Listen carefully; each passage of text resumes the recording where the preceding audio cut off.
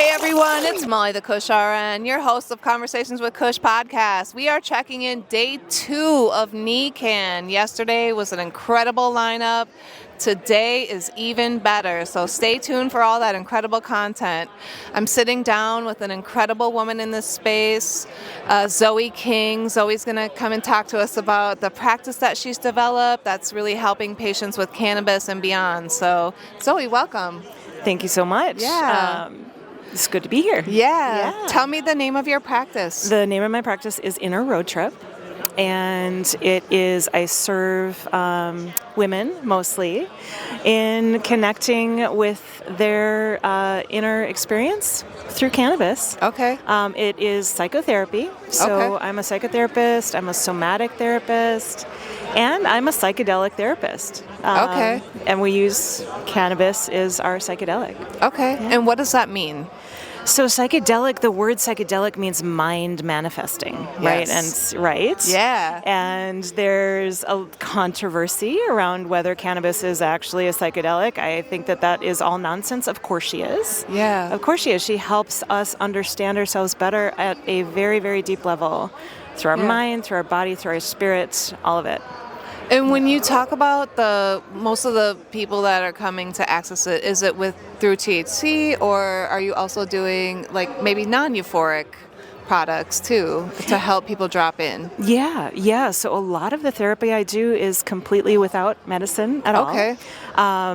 Sometimes it's microdosed, and that will be just through flower, through like a dry herb vaporizer. Okay. And the other thing I make a lot of use out of is non-medicated breathwork. So breathwork is a way to get high on our own supply. Yeah. Right. So we can do a lot through moving the breath.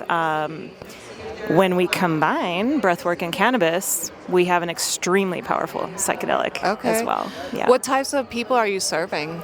Mostly women ages 35 to around 65, though it can, 25 to 85. Sure. Really. And what kinds of things are they seeking? Oh, they have perhaps been in talk therapy for a while. They are perhaps stuck in where they've been in talk therapy, or perhaps they just need a little lighter fluid underneath what they're doing. Sure. So I work very well alongside traditional therapy. If there is a point at which someone is saying things like, I've done a lot of analyzing. I know what my issues are. I've talked about them endlessly, but I cannot seem to move forward. This is the exact kind of person that I would work with. And it's relatively short term. So I do something a little bit unique where I offer a portal of about 3 months. Awesome. Where folks come in, the ladies come in, and we work pretty intensively together. We meet weekly, and then we reach the middle of the portal, assess where we are, Sure. and course correct if we need to. If there is a journey, like a psychedelic journey, that'll usually happen somewhere in the middle of the portal. Yeah. And then we finish up the portal, assess, did we move the dial? Always. Okay. Always. Are you helping people piece out like what cannabinoids maybe they should tap into then? Are you giving a real customized experience with that, or? You know, I do. So less so on the specific cannabinoids, however, a broad spectrum of cannabinoids. Sure. So I often like to mix 2, 3, 4 strains together to kind of get a full range. So by then we're talking hundreds and hundreds and hundreds of cannabinoids when we blend like that. Right. Yeah, and sometimes you need a mix, right? We do, and we do dial it in by the person. So if someone tends to be a little more prone to kind of anxiety experiences, things like that, we might dial it down a little bit with some nice indica strains. Yeah. If someone really needs to get a thought process going, or they've been stuck on something for a while, we might dial the sativa up a little bit. And we meet them both in the middle with a nice hybrid. Okay, awesome. Yeah. I love that. And because what you're teaching people ultimately is really deepening their relationship with the plant. Exactly. Something near and dear to my heart. Deepening the relationship with the plant and themselves at the same time. Yeah. We encourage, when selecting cannabis, using your nose, using all of your senses. It can happen sometimes that well, either a strain smells really good, and that's the one for you, or maybe it doesn't smell good necessarily, but it smells right, in some way, like maybe there's a funk to You're it. You're curious about it, Your body is just like, yes, that's what I need. And so we really encourage, explore, try the different strains, be that citizen scientist, and find your pathway with it. Right. Yeah, I love that. Just allowing people space to make that mind-body connection. It's empowering, I can imagine. So tell me how you've seen lives transformed. Oh my goodness. Well, I mean, as I said, I'm a therapist, so I've got nothing against therapy.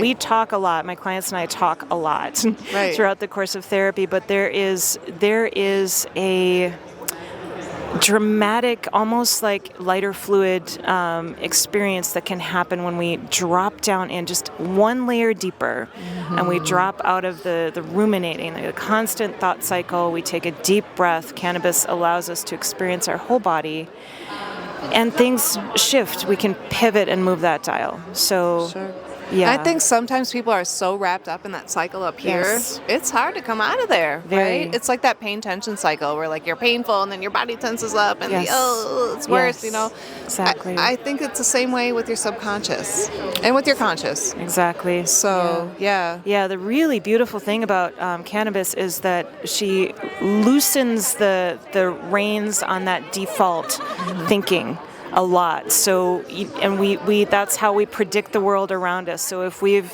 had experiences of pain, trauma, painful personal interactions, things like that, our brain expects that for next time. And so we contract. Yes. Cannabis loosens that, allows us to break out of that default contraction, simultaneously softening the body, softening the tensed up contractions around that. And so the dial can move quite a bit, even on lower doses, with the intentional conversations that we're having. So I talked a little bit earlier about cannabis being a gateway drug, and I'm like, it absolutely is a gateway drug. Absolutely. It leads you to better mind-body connection and a deeper understanding of yourself and, positive things, and maybe even to other plant medicine, sacred plant medicine. So where do you see things kind of moving in plant medicine realm? Where do I see things moving in the plant? In the plant medicine realm. In the plant medicine realm, wow, there's a lot of movement. Right, there is, right? There is a lot of movement. There's big legislation in Minnesota happening. There's big nationwide legislation happening in the realms of ibogaine, which is mentioned 3 times in that new policy bill. So certainly there's a ton of awareness and a lot of movement forward. What will happen remains to be seen. Are you hopeful about it? I'm very hopeful about it. Me too. I am, and I'm also concerned somewhat in that, there are spaces and places and people that have been serving medicines like this for a very long time. Exactly. Thousands of years. Right, and that don't fit the container that we're building. However, I'm glad we're building a container, so I think I'm in a watch and see and I am also learn. very torn when it comes to plant medicine, cannabis and psilocybins especially. This is intended as people's frontline medicine. Definitely. Right? Cannabis is the people's psychedelic. Exactly. I'll say that a lot. For thousands of years, this is about ritual and spirituality and I don't know. It's just I always want to go back to making sure that the plant is honored, but I want it to be also accessible in a way that people can digest it. Yes. And so it's like for me, once they get a taste of it, and if they need some small guidance, that's great. And then it's on you. That's right. You have this tool now. Exactly. What are you going to do with it? Yes. Right? Yes. So that's a lot of the teaching that I bring forward to people. Can be a little hesitant and like how do I interact with this? Sure. We have a definite model for recreational use, and it's beautiful and a way to be in social connection with maybe not being an alcohol at the same time. And we can also build rituals. So with my clients, we always, when we bring in cannabis, we bring in ritual, we bring in intention. Right. And I teach too that this is something they can do on their own, right? They can light a candle, they can set the scene, their set and setting of their own, come to the plant with a little bit of an inquiry, you know, I'm stuck right here at this moment, or what is it that I'm missing? Connect with their medicine, maybe drop into some music or some meditation. So in yoga, we call this a upaya, so a useful tool or a skillful means, and it's available to everyone. Everyone, So that's an interesting point you brought up. When people come to you, are they pretty cannabis novice then? Are they naive? Some, it's a roughly even split, So some completely cannabis naive. I've got several clients, several women that are mid to upper 60s right now and are hearing about it and are having some fear about connecting on their own and want a little bit of guiding. On the other end of the spectrum, I have daily women that have connected with cannabis daily for many years and didn't quite get where she could go with the right circumstances. I understand what you do is very personal, and it's a vulnerable space for people, and like it requires a deep level of trust, right? What I would love to see, and maybe you've already thought about this, is maybe developing some circles where women can get into community and, you know, really share those experiences with other women and be witnessed. I think sometimes we need to be witnessed also. You know? Absolutely. Oh, 100%. We're on the same page. I am just in June, I'm starting a Breathwork circle. Love it. Tuesday 420 weekly in Uptown in Minneapolis. So that's awesome. That's coming soon, and women only. So when you're breathing, you're sighing, right? It's just a beautiful space for women to connect, always with a sharing circle at the end. And soon I'll be launching quarterly conscious cannabis circles too. They're going to happen on the equinoxes and things like that. So that's coming down the line, and that's where we'll actually bring in cannabis in a sacred plant medicine ceremony. So all of the bells and whistles, a couple of trained guides, space holders. It's going to be beautiful. Very excited for it. Thank you for such intentional work and just for honoring her, right? She needs it. She needs to be reminded that you are a queen and you are given to us as a gift from the earth. And we need to uphold you and, you know, really be reverent in your power. Absolutely. So I love coming here too and talking to growers and connecting with growers, and so many beautiful growers in Minnesota and places that are really coming to this plant from a sacred mindset and caring for the plant, tending the plant. So again, another way to deepen your relationship with her. So awesome. Last but not least, tell my audience where they can find you.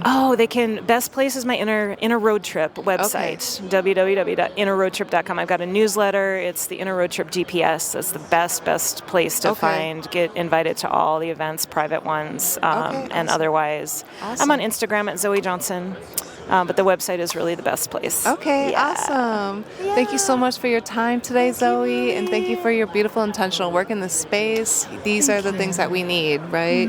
Everyone's going to find their way with cannabis, and your way is what some people are going to gravitate towards. So, they need to know you're here. Thank you. Thank you. Really great to be here. Thank you. You're welcome.